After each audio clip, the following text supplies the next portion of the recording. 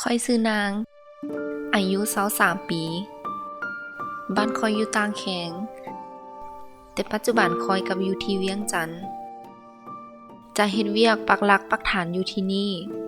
เพื่อจะให้พ่อและแม่สบาย